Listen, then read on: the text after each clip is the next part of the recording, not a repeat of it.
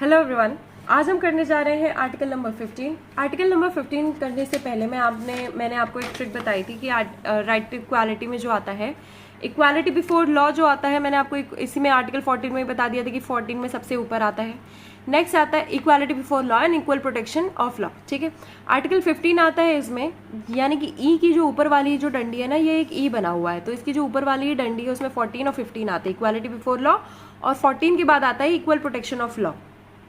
ठीक है, फिर इसके बाद 15 में आता है prohibition of discrimination on the ground of religion, race, caste, sex, place of birth. तो आर्टिकल 15 जो है वो आर्टिकल नंबर 14 के ये जो पार्ट है ना, इक्वल प्रोटेक्शन ऑफ लॉ, हमने इक्वालिटी बिफोर लॉ तो पढ़ ही लिया, रूल ऑफ लॉ वगैरह है। ठीक है, तो ये जो इक्वल प्रोटेक्शन ऑफ लॉ वाला पोर्शन है ना, इसमें हमने क्या पढ़ा था, रीजनेबल क्लासिफिकेशन। ठीक है, तो रीजनेबल क्लासिफिकेशन में हमने फर्स्ट पॉइंट क्या पढ़ा था, इंटेलिजिबल डिफरेंशिया। तो इंटेलिजिबल डिफरेंशिया का जो एक्सटेंशन है वो दिया है आर्टिकल 15 में। ठीक है, कि इंटेलिजिबल डिफरेंशिया कैसे होगी, क्या होगी, कब होगी, तो ये उसका एक एक्सटेंशन है। अब आपको समझ में आ गया कनेक्ट कैसे करना है। तो अब हम स्टार्ट करते हैं आर्टिकल नंबर 15 से। आर्टिकल नंबर 15 क्या बताता है, general prohibition against state discrimination. ठीक है, स्टेट जो है वो डिस्क्रिमिनेट करती है, किस चीज के लिए स्टेट डिस्क्रिमिनेट करती है, अरे जनरल डिस्क्रिमिनेशन तो करेगी, है ना, क्योंकि इक्वली क्या करना है, प्रोटेक्ट करना है। अब इसमें बताया गया है कि जो है general prohibition against state discrimination किसमें नहीं होगा, state shall not discriminate on the ground of religion, race, caste, sex, place of birth. ठीक है, फिर इसके बाद जो है आर्टिकल नंबर 2 है, 15 क्लॉज 2 है, उसमें बात की गई है horizontal prohibition of denial of access. ठीक है, कि अलग अलग जगह पे कुएं में, वेल्स में क्या होगा, प्रोहिबिशन नहीं होगा, उस चीज से रिलेटेड है। बट उसके बाद क्या है, स्पेशल प्रोविजंस दिया गया है किसके लिए, डिसएडवांटेज्ड ग्रुप के लिए। ठीक है, वो कहाँ दिए गए हैं, देखो 3 में दिया गया है, आर्टिकल 15 क्लॉज 3 में वुमेन एंड चिल्ड्रन के लिए। ठीक है, तो ये क्या होगा, एक तरह से एक्सेप्शन होगा। क्यों, क्योंकि आप किसके बेसिस पे आप कर रहे हो, आप सेक्स के बेसिस पे आप डिफरेंशिएट कर रहे हो, है ना, जेंडर के बेसिस पे आप डिफरेंशिएट कर रहे हो। नेक्स्ट ये socially and educationally backward classes. ठीक है, ये क्या है, सोशली एजुकेशनली बैकवर्ड क्लास, ये आप किसके बेसिस पे कर रहे हो, सर्टेनली कास्ट के बेसिस पे आप कर रहे हो, है ना, ये किसके बेसिस पे होगा, कास्ट पे, ये किसके बेसिस पे होगा, सेक्स के बेसिस पे। इसके बाद क्या, रिजर्वेशन इन एजुकेशनल इंस्टीट्यूशन, आप उसके बेसिस पे क्या कर रहे हो, रिजर्वेशन कर रहे हो।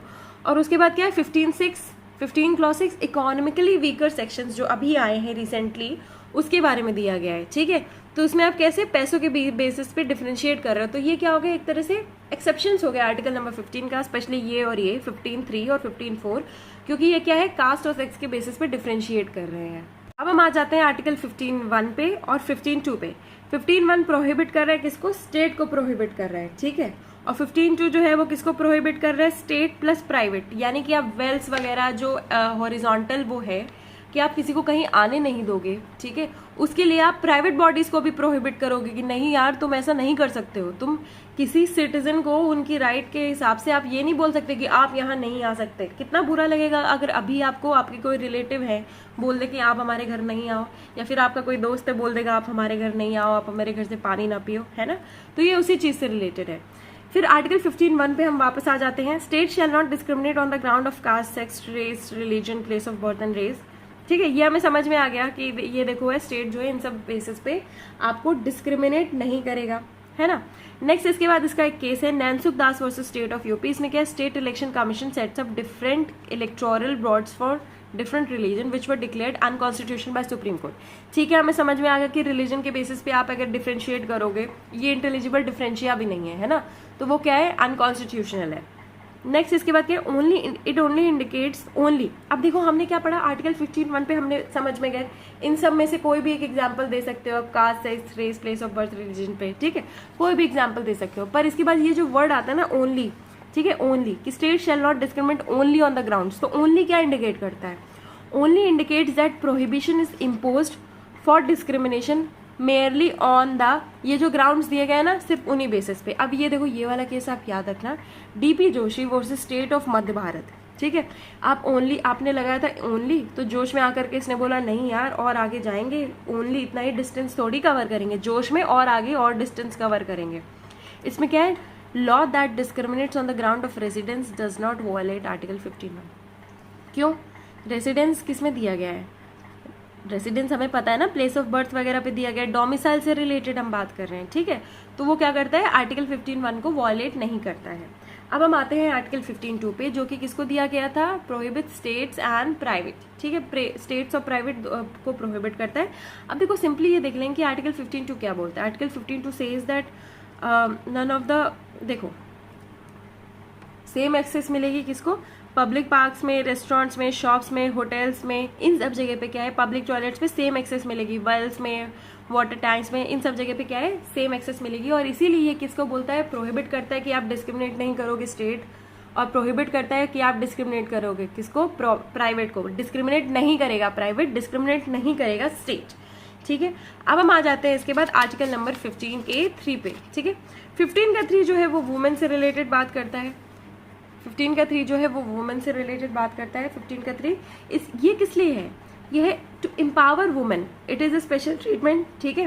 देखो वुमेन जनरली क्या बोलते हैं, वुमेन के लिए बोला जाता है कि सोशली, एजुकेशनली, इकोनॉमिकली क्या है, वो हैंडीकैप्ड है, ठीक है। ये वाला पोर्शन आप देखो 15(3) का जो है, इसमें क्या है, ये क्या है, वुमेन को एम्पावर करने के लिए है, क्योंकि वुमेन जो है वो सोशली, एजुकेशनली और इकोनॉमिकली क्या है, हैंडीकैप्ड है, ठीक है। तो इसमें जो फेमस केस आया था वो था दत्तात्रेय वर्सेस स्टेट, ठीक है। इसमें क्या है, exclusive institution for women establish by state is not violative of article 15(1), ठीक है। देखो कोई एक इंस्टीट्यूशन है जो आप सिर्फ वुमेन के लिए स्टैब्लिश कर रहे हो ताकि उनका अपलिफ्टमेंट हो सके, ठीक है, तो वो क्या है, वायलेटिव नहीं है आर्टिकल 15(1) से, ठीक है। ये 15(3) में बोला गया है, किसमें, दत्तात्रेय वर्सेस स्टेट। ये वाला केस आपको याद रखना है, इधर लिख लीजिएगा आप लोग अगर आप अपनी ट्रिक्स बना रहे हैं, ठीक है। दत्तात्रेय वर्सेस स्टेट, ठीक है। इसके बाद आ जाते हैं हम लोग आर्टिकल नंबर 15 के 4 पे। इसमें है, नथिंग इन दिस आर्टिकल और in clause 2 of article 29 shall prevent the state from making any special provision, किसके लिए, for the advancement of any socially, educationally backward class and schedule class and schedule tribes, ठीक है। OBC, SC, ST, आपने reservation देखा होगा हर जगह, ठीक है। किसके लिए होता है ये, एजुकेशनली, सोशली बैकवर्ड क्लास, ठीक है, सोशली एंड एजुकेशनली।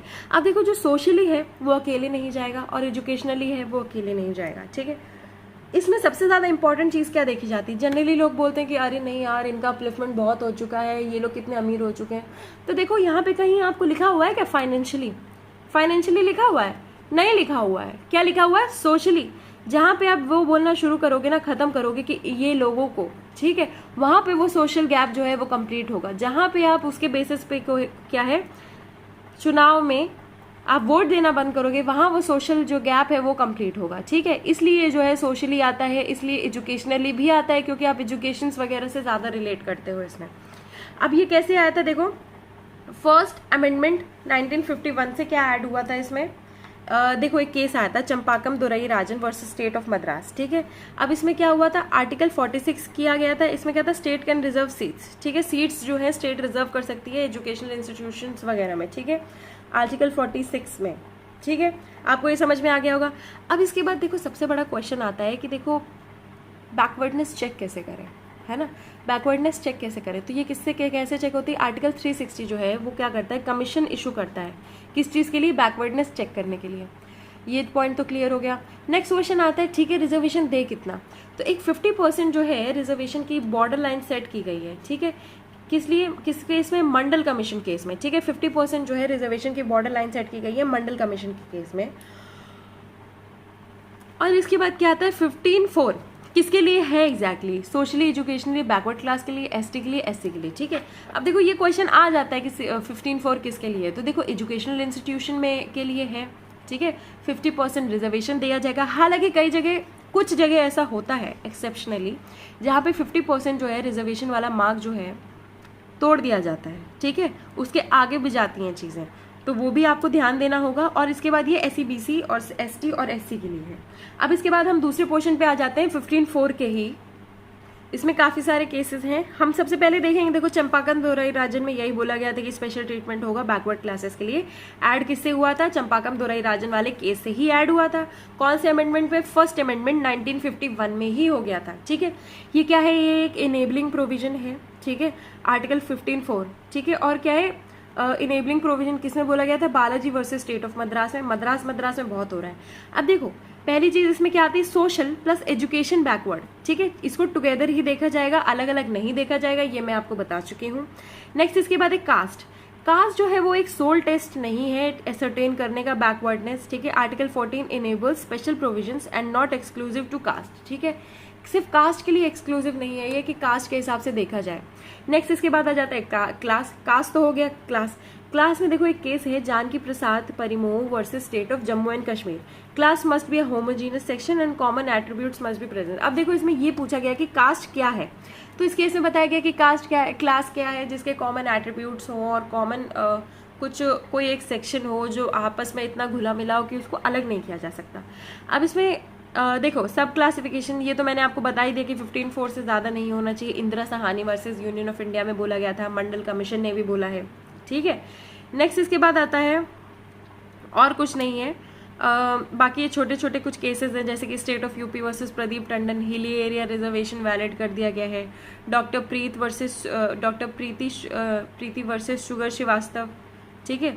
इसमें क्या है, मेरिट सोल क्राइटेरिया है सुपर स्पेशलिटी कोर्सेज के लिए। ये कौन सा कोर्स है सुपर स्पेशलिटी कोर्स? अरे मेडिकल कोर्सेज वगैरह होते हैं वो सुपर स्पेशलिटी कोर्सेज होते हैं, तो उसके लिए क्या है, मेरिट ही सोल क्राइटेरिया है। अब प्राइवेट में क्या है, प्राइवेट के लिए केस है TMA Pai foundation versus Maharashtra, state of Maharashtra. इसमें क्या है, no reservation by state on private institution, ठीक है। प्राइवेट इंस्टीट्यूशन पे रिजर्वेशन होगा नहीं होगा, TMA Pai foundation versus state of Maharashtra में बोला गया है। तो मोस्टली कहाँ से ये केसेस निकले हैं आर्टिकल 15(4) के? मद्रास महाराष्ट्र, ठीक है, मद्रास महाराष्ट्र वगैरह से निकले हैं, ठीक है। तो उतना याद रखना आप लोग कि सबसे इंपॉर्टेंट केस क्या है, चंपाकम दुरईराजन, ठीक है। चंपाकम दुरईराजन वर्सेस स्टेट ऑफ मद्रास है आर्टिकल 15(4) में। और कास्ट जो है वो सोल क्राइटेरिया नहीं है। सोशल एजुकेशन जो है वो साथ में चलता है। कौन सा अमेंडमेंट आया था? फर्स्ट अमेंडमेंट आया था 1951 में। अब इसके बाद आते हैं आर्टिकल 15(5) पे। आर्टिकल 15(5) बात करता है रिजर्वेशन एजुकेशनल इंस्टीट्यूशन से रिलेटेड, ठीक है। रिजर्वेशन इन एजुकेशनल इंस्टीट्यूशन ये कैसे आया था? 93rd कॉन्स्टिट्यूशनल अमेंडमेंट से आया था, ठीक है। 93rd कॉन्स्टिट्यूशनल अमेंडमेंट से आया था। अब देखो वो इससे पहले कौन से अमेंडमेंट से आया था? First amendment. उसके बाद कितना टाइम लग गया? इतना टाइम लग गया, 2005 में आया है ये 93rd कॉन्स्टिट्यूशनल अमेंडमेंट से, ठीक है। अब इसमें क्या है, देखो स्टेट कुड मेक रिजर्वेशंस, ठीक है। प्राइवेट वगैरह में रिजर्वेशन किया जा सकता है। Minority institutions are not under this, ठीक है। अब देखो इसमें क्या है, माइनॉरिटी इंस्टीट्यूशंस वगैरह को एक्सक्लूड कर दिया गया है। अब सबसे पहले मैं आपको इसका बेसिक प्रोविजन बता देती हूँ। Nothing in this article or in subclause G of clause 1 of article 19 shall prevent the state from making any special provision, ठीक है। स्पेशल 19 आर्टिकल 19 आपको पता है, ठीक है। उससे रिलेटेड है कि वो क्या करेगा, स्पेशल प्रोविजंस बनाने में प्रोहिबिट नहीं करेगा by law for the advancement, किसके एडवांसमेंट में? Socially educationally backward classes of citizens for the schedule caste schedule tribes in so far as such special provisions related to their admission to educational institution, ठीक है। ये क्या है, school से related है। Job से रिलेटेड किस में है? आर्टिकल 16 में है। ये किससे रिलेटेड है? एडमिशन टू एजुकेशनल इंस्टीट्यूशन से रिलेटेड है, ठीक है। अब देखो 14 में आपको क्या कर दिया, स्पेशल प्रोविजन बता दिया कि ठीक है आपको प्रोहिबिट नहीं किया जाएगा ऐसे स्पेशल प्रोविजन बनाने के लिए। 15 में आपने स्पेशल प्रोविजन बना दिया, एजुकेशनल इंस्टीट्यूशन उन्हें दे दिया, ठीक है, उससे रिलेटेड है। तो इसमें केस क्या आ जाता है, Ashok Kumar Thakur versus union of India, ठीक है। इसमें बस ये बोला गया है कि आर्टिकल 15(5) जो है वो एक इनेबलिंग सेक्शन है। और टीएमए पाई फाउंडेशन हमने इससे पहले पढ़ा था, वो इसी में आ गया, ठीक है। Article 15(5) enables a right to establish and administer any of the private educational institution under article 19(1) of Indian constitution, ठीक है। आर्टिकल 15(5) इनेबल क्या करता है कि ठीक है, इससे पहले मैंने आपको जो टीएमए पाई फाउंडेशन वाला बताया था उसको आप अपने मेमोरी से डिलीट कर दो, ठीक है। इसमें बोला गया है कि इनेबल करता है right to establish and administer any of the private educational institution under article 19(1) of Indian constitution, ठीक है। आप समझ गए, आर्टिकल 15(5) जो है वो वॉयलेट नहीं करता है 19(1) को। अब इसमें क्या, एडेड अनएडेड एजुकेशनल इंस्टीट्यूशन जो आते हैं और private institution can't be forced by the state to provide admissions based on reservation. तो इससे पहले जो मैंने आपको टीएमए पाई फाउंडेशन वाला बताया था वो आप वापस से रीट्रेट कर लो। क्यों मैंने आपको हटाया और फिर वापस से रीट्रेट करवाया, ताकि आपको एक प्रोसेस समझ में आए। ऊपर बोला गया कि ठीक है जनरली आप ये एक इनेबलिंग प्रोविजन है, ठीक है, आप बोलोगे ये 19(1) को जो है वायलेट नहीं करता, पर आप जो है प्राइवेट इंस्टीट्यूशन को आप फोर्स नहीं कर सकते हो, ठीक है, फोर्स नहीं कर सकते हो, वो खुद से करे तो ठीक है। और कहाँ पे फोर्स कर सकते हो, एडेड एजुकेशनल इंस्टीट्यूशंस पे। नेक्स्ट इसमें जो सबसे इंपॉर्टेंट बात निकल के आई है वो क्या है, क्रीमी लेयर। ठीक है, क्रीमी लेयर कहाँ पे आई है, इंदिरा सुहाने वर्सेस यूनियन ऑफ इंडिया। आप जब अपने ओबीसी बनाते हो तो उसके साथ अपना आई सर्टिफिकेट बनाते हो। आई सर्टिफिकेट मतलब यानी कि आपका फाइनेंशियल। मैंने पहले आपको एक बात बताई थी कि इसमें फाइनेंशियल नहीं लिखा हुआ है, पर आप कहाँ 93 कॉन्स्टिट्यूशनल अमेंडमेंट के बाद इसमें फाइनेंशियल लिख गया है। ठीक है, फाइनेंशियल कहाँ नहीं लिखा हुआ था, मैंने आपको बताया था आर्टिकल 15 पे, है ना, पर इसमें क्या है, फाइनेंशियल लिख गया है। तो फाइनेंशियल जो है क्राइटेरिया क्या है कि आपका 8 लाख या जो भी स्टेट रखे, ठीक है, ओबीसी 1 ओबीसी 2 कई जगह होता है, ठीक है, या फिर A1 A2 होता है, या फिर क्या है आप creamy layer non creamy layer. हमारे यहाँ जो है यूपी में क्रीमी लेयर बोला जाता है। तो ओबीसी को कितना 27% एक जो मिलेगा रिजर्वेशन और नॉन क्रीमी लेयर को मिलेगा। ठीक है, और ये क्या है, ये एक तरह का इनिशियल रिजर्वेशन है।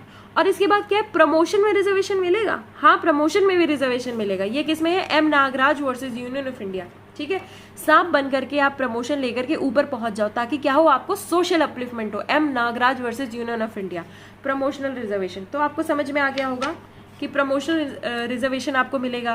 क्रीमी लेयर इसमें आ गए इंदिरा सुहाने वाले केस से। ओबीसी आ गया 27%। ठीक है, प्राइवेट एजुकेशनल इंस्टीट्यूशन को जो है रिजर्वेशन नहीं मिलेगा, ये पाई ने बता दिया। ठीक है, यानी कि आप क्या है, गवर्नमेंट कॉलेज जाकर के आप पाई खाओ।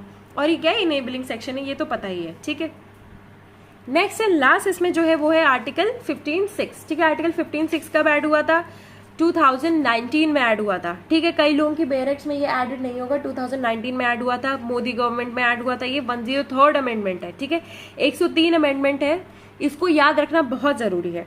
अब इसमें क्या है, बहुत छोटा सा है, बहुत ज्यादा केसेस नहीं आए। ये क्या करता है, एम्पावर करता है स्टेट को। किस चीज के लिए, स्पेशल प्रोविजन बनाए, किसके लिए, इकोनॉमिकली वीकर सेक्शन। यानी कि 93rd अमेंडमेंट में क्या आ गया, फाइनेंशियल ऐड हो गया। ठीक है, अब आप 103rd अमेंडमेंट में आप इकोनॉमी को, इकोनॉमिकली वीकर सेक्शन को आप रिजर्वेशन भी दे रहे हो। यानी कि स्टार्ट हुआ था सोशली एजुकेशनली से, खत्म कैसे हो रहा है, एंड कैसे हो रहा है, फाइनेंशियली से, है ना। फाइनेंशियली पहले कहीं सीन में नहीं था, अब यहाँ पे क्या है, फाइनेंशियली सीन में आ गया है।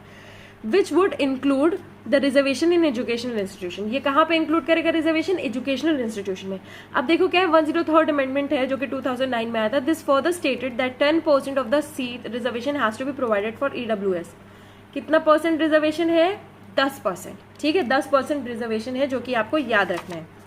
इसी के साथ मैंने आपको क्या है, आर्टिकल 15 जो है बहुत अच्छे से डिटेल में बता दिया है। आई होप आपको ये वीडियो अच्छा लगा, और अगर अच्छा लगा तो please do like, share, comment and please do subscribe to help me grow this channel. Thank you.